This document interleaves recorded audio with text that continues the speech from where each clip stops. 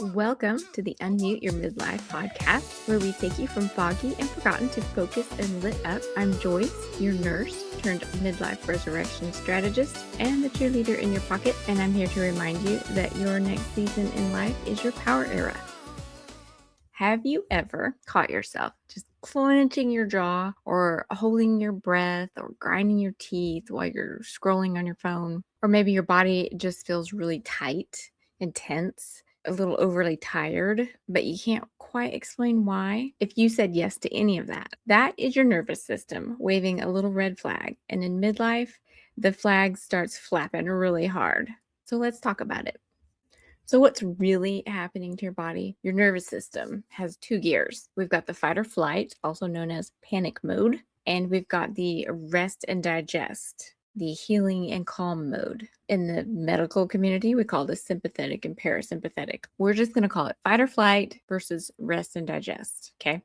In an ideal world, we can switch gears between those two, just like we're switching gears in our car. But with modern life and perimenopause, sometimes we get stuck in overdrive because we've got the estrogen that used to help buffer our stress response, but now it's dipped or completely left. And so our stress hits us harder. Anxiety, it gets louder or feels louder. Your nervous system just starts to go, sound the alarm, even when you're just answering emails or phone calls. And so what that can look like in real life is you can start to feel like your heart is racing when you hear your text tone go off, or you can snap at your kids or your partner or your dog, but then you immediately feel bad about it. You'll have trouble falling asleep at night, even when you are completely 100% exhausted, or you might feel on edge all day, but you can't relax when you finally sit down to relax. You could feel disconnected from joy or peace or any of your old normal feelings, right? If that sounds like you, just know that your body is not betraying you. It's actually protecting you. But the danger is over,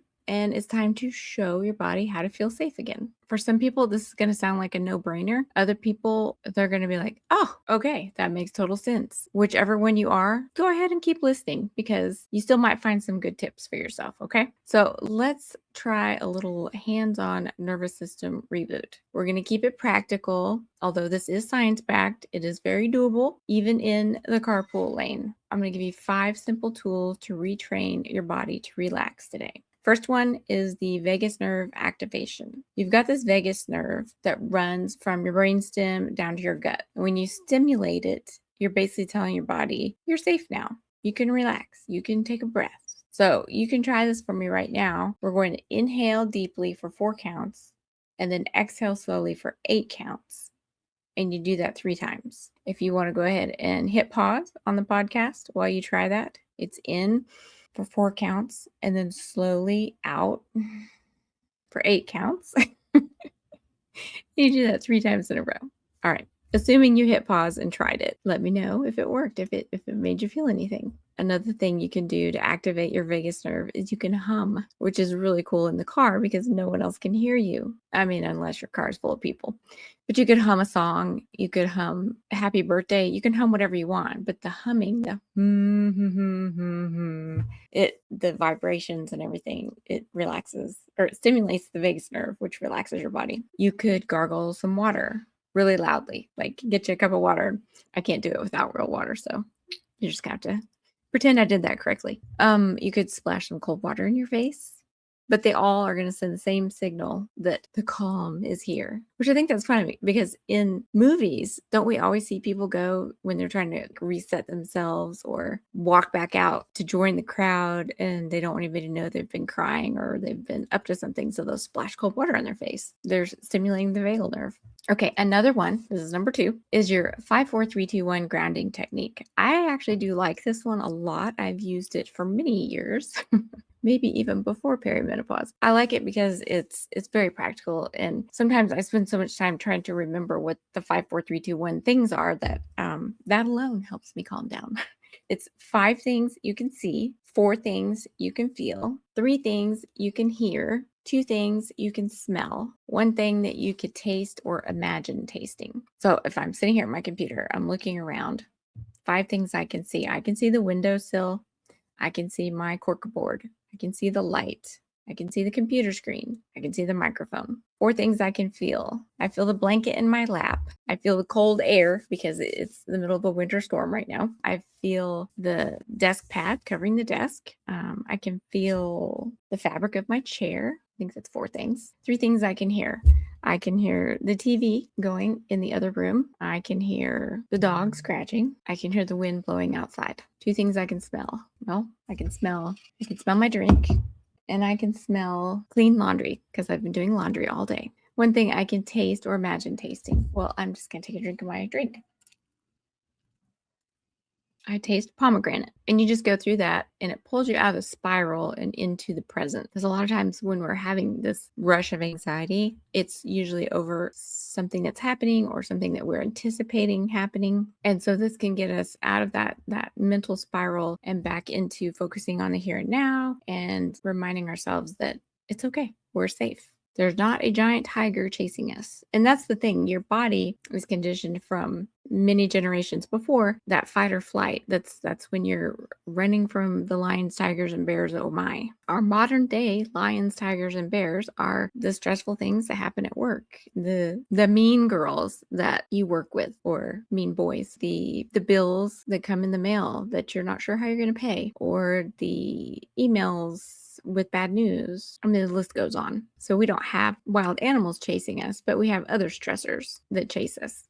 And so we have to learn how to get out of the fight or flight and into the rest and digest. All right, number 3, some nervous system snacks. Okay, don't get excited. I'm not talking about food, although we do love our snacks. These are like 30 to 60-second actions that you can sprinkle throughout your day. So you could step outside barefoot for 1 minute and feel the ground. You know, that's something that I hear a lot these days is touch some grass or touch some ground. Although today there's no grass to be found because it's all covered in snow. But on a nice day, you could try this. Another thing is you can place 1 hand on your chest and 1 hand on your belly and do some of your breathing exercises. There's just something about feeling that and giving yourself that reassuring touch. You could take a quick walk down the hall and just swing your arms gently back and forth while you're walking. Or you could shake your arms out like you're shaking off some stress, because literally you are shaking off stress. Those are your nervous system snacks. You can try them out anytime. They add up. They have a cumulative effect, so you cannot do them too much. The 4th one is sleep. Sleep is not a luxury. And I know you guys have heard me talk about sleep so many times. I'm going to keep talking about it because it's so important. This is a hard one. Probably everyone. Here's the thing. Your nervous system, it can't heal without sleep.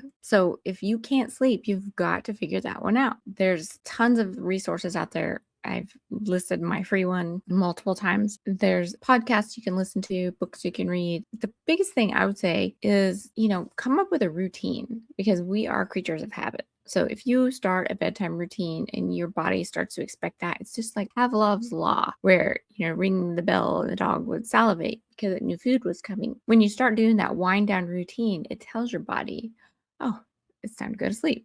So whether it's, doing your red light mask, drinking your magnesium tea, taking a warm bath, or, going around turning off all the electronics, maybe read a book or have a little chat with your partner or one of your kids, try not to do screens. Like the blue light from screens will restrict the melatonin release, and it will stimulate your mind and keep you awake longer. And then, I keep a notebook by the bed. It's my brain dump notebook, so that if I'm laying there and I'm like, oh, I forgot this or I forgot that, I can just jot it down, and then it doesn't have to disturb me. I don't have to get my phone out and look at the blue screen, put it in my notes.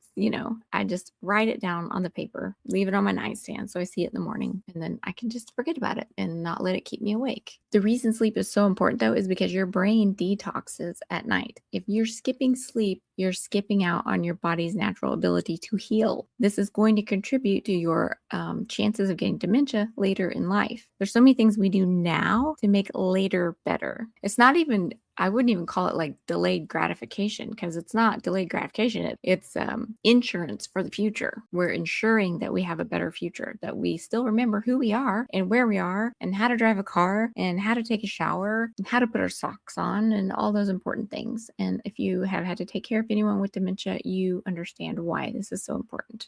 Number 5, blood sugar. Blood sugar is your nervous system fuel. If you're skipping meals or you're riding the sugar crash roller coaster, your nervous system is going to stay in panic mode. So a few things you can do here. 1, eat breakfast that has some protein in it, not just coffee. If you're doing the intermittent fasting, you can stop your eating window early in the evening the day before, like 6, 7 p.m. And then by the time you get up the next morning, you can have breakfast at 8 or 9 in the morning and not ruin your intermittent fasting schedule. If you're not doing intermittent fasting, then you got no excuse, right? So get a good breakfast. Give your body a chance to be properly fueled. You're never going to hit your protein goals if you skip protein that first meal of the day. Another thing is to carry snacks with you that have protein in them. You want protein and fat, like nuts or hard-boiled eggs, or one that I like is to take those dates, medjool date, and I put some almond butter in them, like cut them in half. In the center is kind of hollow. You can put some nut butter in there, almond butter, sunflower butter, whatever kind you like. That's actually a very good snack, very satisfying. In the afternoon, when you start feeling a little sluggish or a little tired, you need to pick me up. Don't go to the vending machine or the candy bowl. Drink some electrolytes instead. It will do wonders for your nervous system, because that chocolate might sound like a treat. It might sound like something that's going to make you feel good, but it's not. It's going to give you the sugar crash. It's going to mess with your blood sugars, which in turn is going to mess with your mood. Now, I said I'd give you 5 things. I'm actually going to give you one more. It's a bonus. When you feel really overwhelmed, you could try using some sound or movement to reset yourself. So you could put on some calming white noise or background music or something that doesn't have lyrics. You could lay on the floor with your legs up the wall. I don't know why that works. I think because, it starts to drain the blood and drain the lymphatic system, and it makes you calm down because you're being still. But I hear it a lot. It's actually pretty comfortable when I try it. So for whatever reason, lay on the floor with your legs going up the wall, like 5-10 minutes. Now, if you want to do something to energize yourself, because you're falling asleep at your desk and you need to drive home and it's sunny out and you don't want to fall asleep driving on the road, have yourself like a little dance party. And I'm not kidding. Get up, shake, move, sway. Your body stores stress and it needs to release it. Sometimes at work, I think I've shared this with you guys before, but we do squat parties.